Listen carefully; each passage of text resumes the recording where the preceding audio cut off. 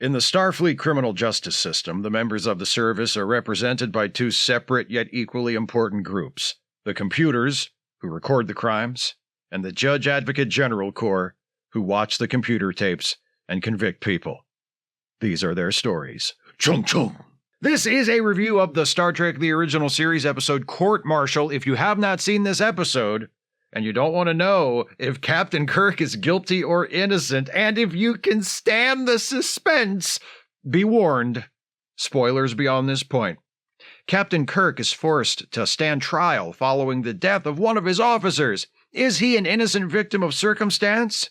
The target of a diabolical frame-up? Or a stone-cold killer? We're about to find out, but I hope it's that last one. Killer Kirk would be such a badass nickname for him, don't you think? The Enterprise is pulled into Starbase 11 for repairs after taking heavy damage from an ion storm. The passage through the storm also cost the life of a member of the Enterprise crew, Records Officer Lieutenant Commander Ben Finney. Captain Kirk signs his sworn deposition on the incident and hands it over to Commodore Stone, commanding officer of the Starbase. Then Spock comes in with the computer record, which, in theory, should confirm what Kirk says in the deposition. Then, Jamie, the late Lieutenant Commander Finney's daughter, comes in like, "Jim, how could you? My father was your friend and you killed him! You killed him!" Commodore Stone gives Spock the sign to get her Mayella Yule-looking ass out of here, and Spock gently escorts the raving Jamie into the hallway. Then, Stone turns to Kirk and says, "So, according to your deposition, you sent Finney into the Enterprise's ion pod as you approached the storm, told him to get out of the pod when the storm started getting rough, and jettisoned the pod after you signaled red alert?" Kirk's like, "Yep." And Stone says, "Well, according to this computer record, you jettisoned the pod before you signaled red alert. You're in a lot of trouble, son." While Kirk waits for an official inquiry to determine whether or not he faces a full court-martial, given the title of the episode, I can't say I'm on pins and needles about that one, he goes to the base bar to get drunk. But after an unpleasant run-in with some old Academy classmates who blame him for Finney's death, Kirk leaves. On his way out, he passes this lady, Ariel Shaw, who recognizes him. Kirk doesn't notice her, but McCoy does, and he moves right in like, "Hey, good looking, want to have a drink?" And she says yes, as long as we never interact outside of a courtroom setting again. The inquiry, which is just Commodore Stone and Kirk, begins with Stone asking Kirk about his history with Finney, the dead officer. Kirk confirms that he and Finney met at the academy where Finney was an instructor at the time. They became good friends and eventually served on a ship together. Then, one day, Kirk was relieving Finney on duty and saw that Finney had made a mistake that endangered the entire ship. Kirk corrected the mistake and reported Finney for it, and as a result, Finney was passed over for promotion. They weren't friends after that. Eventually, Finney wound up serving under Captain Kirk as the Enterprise Records Officer, and when they ran into this recent ion storm, Kirk sent Finney into the ion pod, according to standard procedure, because Finney was next up on the duty roster. The storm started getting hairy. Kirk signaled first yellow alert, then red alert, warned Finney to get clear because he was going to have to jettison the ion pod. Then he jettisoned the ion pod, and apparently Finney wasn't able to get out in time. Tragic, but Kirk did what he had to do. Except that's not what the computer said happened. Commodore Stone stops recording the meeting and says privately to Kirk, "Look, I was a starship captain too. I know what a hard job it is. We can say you were mentally and physically exhausted, and that's why you jettisoned the pod early and killed Finney. Don't admit anything. Just accept punishment. I'll assign you to ground duty somewhere. We'll avoid a scandal that'll reflect badly on the whole service, and everyone's happy. Except for Finney, who is dead because of what a bad captain you are. Deal?" Kirk's like, "No deal. I don't just accept a court-martial over this, I demand it." While Kirk waits for the officers of the court to arrive, he decides to try getting drunk again. He goes back to the base bar and meets Ariel Shaw, who is an old friend of his, you see. Kirk wants to catch up, but Shaw is interested in the court-martial. She advises him to get a good lawyer. Kirk's like, "How about you? You're in the JAG Corps." but Shaw says, "No, you should hire this guy named Samuel Cogley to represent you. I can't do it due to the small technicality that I'll be prosecuting you." While not thrilled to learn that his ex-girlfriend will be opposing counsel at his trial, Kirk takes her advice and meets with his new lawyer, Cogley, who is one of those "computers are bad, I only read paper books" types. God, those people are annoying enough now. Imagine how insufferable they'll be in another 200 years. The court-martial begins. Everybody puts on their fancy dress uniforms. Kirk pleads not guilty to a charge of negligence that caused the death of Lieutenant Commander Finney. Lieutenant Shaw, the prosecutor, calls a series of witnesses. First up is Spock, who insists that the computer record must be inaccurate because there's no way Captain Kirk would have jettisoned the ion pod in violation of proper procedure. Next up is the Enterprise's personnel officer, who confirms that Kirk's report of Finney's mistake back in the day was what led to Finney being disciplined and denied promotion. Finally, Shaw calls Dr. McCoy, who reluctantly admits that it's plausible, psychologically speaking, that Kirk, knowing that Finney had grown to resent him over his lack of career advancement, had developed a reciprocal resentment of Finney. Kirk's lawyer, Cogley, declines to question all of these witnesses. Finally, Commodore Stone is like, "Dude, are you going to do any lawyering or just sit there fingering your books?" Cogley says, "I'm just waiting to get this undercard bullshit over with so we can start the main event. Can I call Captain Kirk to the stand or what?" So Kirk is called to the stand. He insists that, despite what the computer records show, he did call for a red alert before jettisoning the ion pod. "This ion storm wasn't my first crisis," Kirk tells the court. "I did what I was trained to do. I did what I had to do. And in the same situation, I'd do it again, because I acted to protect my ship, and that's my most important duty." When it's her turn to question Kirk, Shaw plays the computer record of what happened during the ion storm. The recording clearly shows Kirk pressing the Kill Finney button on his control panel before pressing the red alert button. Kirk's like, "But that's not what happened." Later, during a recess, Kirk meets with Cogley, and Cogley says, "There's still time to change your plea. I mean, I hate computers. They disgust me in every way, and I blame them for robbing humanity of its soul, but one thing I'll say for them, they never lie." Kirk refuses, still convinced he did the right thing. Spock calls in for an update, and Kirk says, "Here's the update. You're getting a new captain. Maybe you'll be able to beat this one at chess, sucker!" "No, for real, I'm going to miss you." The mention of chess seems to have given Spock an idea. Meanwhile, Jamie comes to see Kirk and apologizes for her earlier accusations of murder and such. She's decided, in spite of the evidence, that Kirk wasn't to blame for her father's death. Computer records be damned, Kirk wouldn't do something like that. And punishing him now won't bring her father back. Jamie's reconciliation with Kirk seems to have given Cogley an idea. But first, let's see what Spock's idea was. McCoy is furious to find Spock playing chess against the computer. "Relax, Doctor," Spock says. "This is building up to the epiphany that will turn the case around and lead to the captain's acquittal." Spock explains that even though the best result he should be able to get against the computer in a chess game is a stalemate, he's just beaten the computer 4 games in a row. That suggests that the computer isn't as flawless as they thought it was, and therefore its record of the captain's actions during the ion storm might not be reliable. Spock and McCoy inform Cogley of this new finding, and Cogley makes his big speech to the court, reminding the officers that Kirk, as the defendant, has the right to face his accusers, a right he has been denied, because his most damning accuser is the computer of the Enterprise.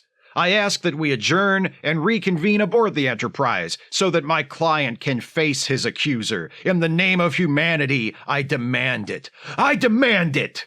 Hey, that's what I said. Once they're all on the Enterprise, Cogley has Spock explain the significance of the chess thing.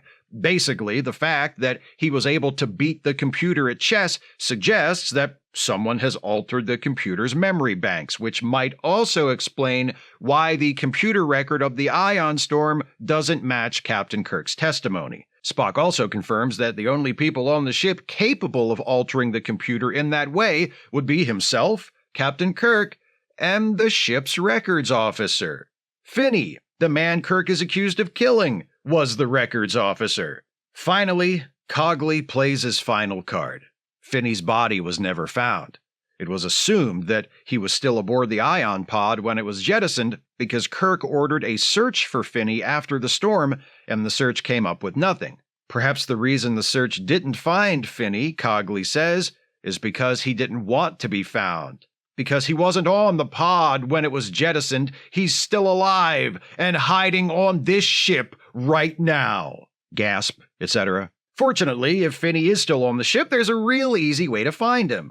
Kirk orders everyone to leave the Enterprise except for the bridge crew and the officers of the court and the crewmen on duty in the transporter room. Then, Spock uses the ship's internal sensors to play the sounds of everyone's heartbeats through the speakers. McCoy uses a magic microphone to mask out the heartbeat sounds of everyone on the bridge. Then, Kirk says, "Spock, eliminate the heartbeat of the crewman in the transporter room." And Spock pushes a button and kills that guy. There's still one heartbeat left. But whose heartbeat could it be? Everyone else is accounted for. Spock localizes the source of that heartbeat to engineering. Kirk orders that section sealed off and heads down there to check it out. When he arrives in engineering, phaser in hand, Kirk hears Finney's voice taunting him as he searches. "The great Captain Kirk," Finney says. "Well, I'm as good an officer as you. The Enterprise would have been mine if you hadn't ruined my career by snitching on me for that one time I almost blew up the ship. That one time!" Finney, brandishing his own phaser, sneaks up behind Kirk and disarms him. He tells Kirk, "Guess what? I'm gonna take my revenge, but instead of just killing you, I'm gonna kill your ship. I've sabotaged the energy circuits, so the ship will fall from orbit and burn up in the planet's atmosphere, killing everyone aboard." Did you sabotage the transporter as well? Couldn't they just leave before the ship burns up?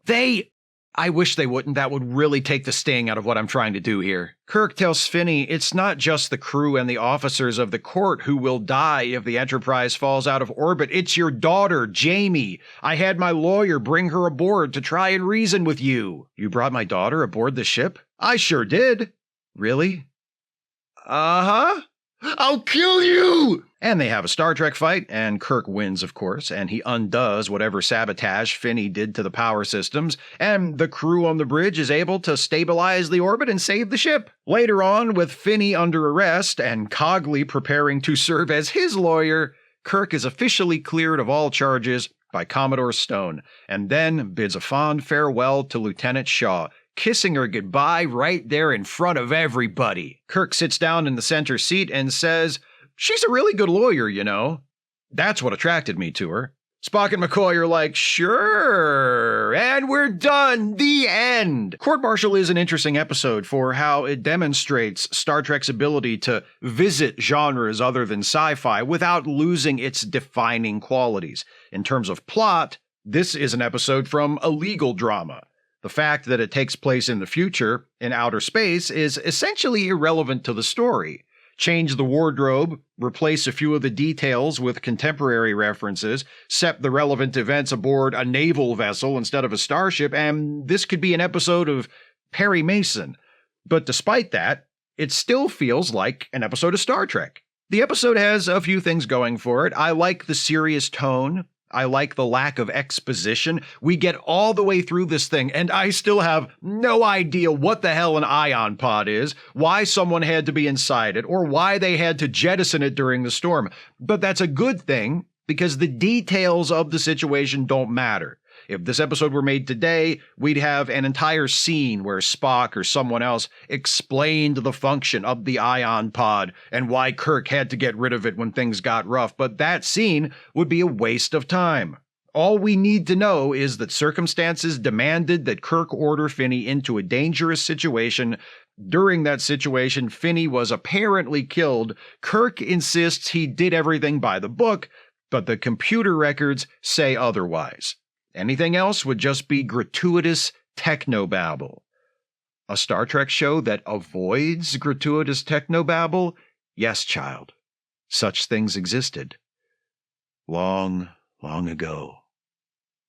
I also like Commodore Stone, played by Percy Rodriguez. He projects authority, he's a little intimidating, but he also obviously likes and sympathizes with Kirk. He takes the charges against Kirk seriously, and doesn't want someone who's done what Kirk is accused of doing to go unpunished, but he also knows how hard being a starship captain is, and he wants to avoid the public spectacle of having an officer stand trial for getting a member of his crew killed. That combination of responsibility, understanding, and political savvy feels authentic, like the sort of characteristics a person in Stone's position would need in order to be successful. Spock is used very well here, too. There's something touching about his refusal to accept Captain Kirk's guilt, even in the face of seemingly irrefutable evidence. But true to Spock's character, he doesn't simply refuse to accept it. He knows that not believing something doesn't automatically make it not true. He investigates. He looks for evidence to support his belief that the computer record is incorrect, and he finds it. And his finding ultimately leads to Captain Kirk's vindication. There's a classic Star Trek fight, Kirk's shirt even gets ripped somehow, and we end with Kirk, Spock, and McCoy joking with each other on the bridge. All in all, it's a good episode, and I enjoy it. But that doesn't mean it's without its flaws. Kirk's lawyer, Samuel Cogley, is a point of view in search of a character. He's well played by Elisha Cook, a wonderful character actor whose long career included appearances in a plethora of great and not so great films and TV shows, but as written, he never really comes together. His big speech to the court about human rights and machines threatening to eclipse humanity sounds like something he's been looking for an excuse to say for a long time, and only feels tangentially related to the case he's working on. Finney is a bit of a problem for me, too. I'm supposed to believe he's held a grudge against Kirk all this time, waited patiently for the perfect opportunity to take his revenge, and then decided to take it by faking his own death and making it look like Kirk was the one responsible. When we finally meet Finney, he's obviously bonkers, like almost foaming at the mouth. Which makes sense in one way, because you'd have to be pretty deranged to even attempt a plan like this. But in another way, it makes no sense because this guy, this raving, slobbering, bug-eyed weirdo, has somehow been able to keep it together up until now. I don't know, everyone has a breaking point, I guess. And maybe Finney's was deciding to go through with the whole faking his death and altering the records to blame Kirk for a deal. Richard Webb looks like he's having a lot of fun playing Finney for sure.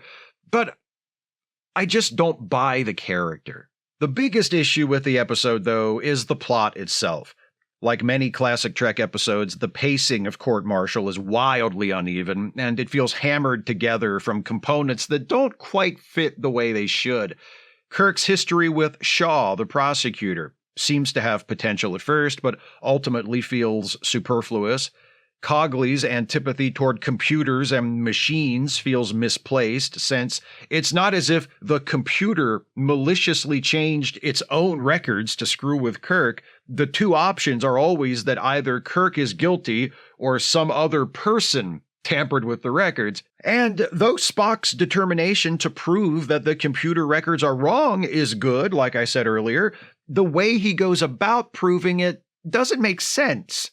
At least not as presented. Spock notices that he can beat the computer in chess, which he shouldn't be able to do. So, on that basis, he concludes that someone must have tampered with the computer, and therefore the reliability of the record of Kirk's actions on the bridge is in question. That seems like a stretch right there, but once it's revealed that Finney is responsible for tampering with the computer, what are we meant to believe?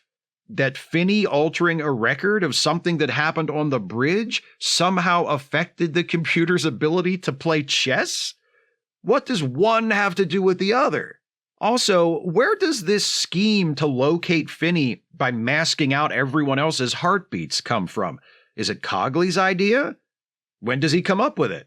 And what was his plan before Spock figured this out about the computer? After Jamie shows up and apologizes to Kirk, Cogley acts like he's got something cooking. But then, when court reconvenes, he rests his case without doing or saying anything. And if Spock and McCoy hadn't rushed in to tell him about what they'd discovered, presumably that would have been it, and Kirk would have been found guilty. Then, Cogley spontaneously comes up with the idea to move the hearing to the Enterprise and locate Finney, who he assumes must be alive and hiding somewhere on the ship. I guess it all makes sense roughly if you don't think about it, but the plot tries to glide past a few too many relevant details, and the end result is a story that feels like a jigsaw puzzle with a few pieces missing. Not a perfect episode, a shaggy, unwieldy, haphazard episode, but like I said, an enjoyable one overall. The bits I like outweigh the bits that don't really work for me. It proves that Star Trek can dabble in genres other than the sci-fi action-adventure that is typically its bread and butter, and despite its flaws, I think it still holds up reasonably well in comparison to the many, many, many courtroom episodes of Star Trek shows that have been produced since. And hey, it might not be the best Star Trek courtroom show, but it is one of the very few to include characters who are actual lawyers. How about that? Those are my thoughts on Court Martial. What do you think of this episode? Please share your thoughts with me in the comments.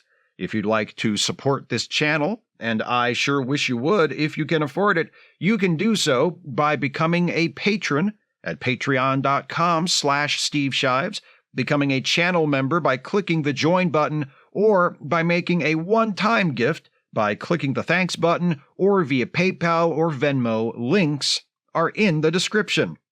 Please join me next time as this batch of reviews of courtroom episodes continues. We'll jump to Star Trek: The Next Generation and keep things going with a review of one of the most celebrated episodes of that entire series, a show from Season 2 titled The Measure of a Man. That's next time. See you then. Thanks for watching, and take care, everybody.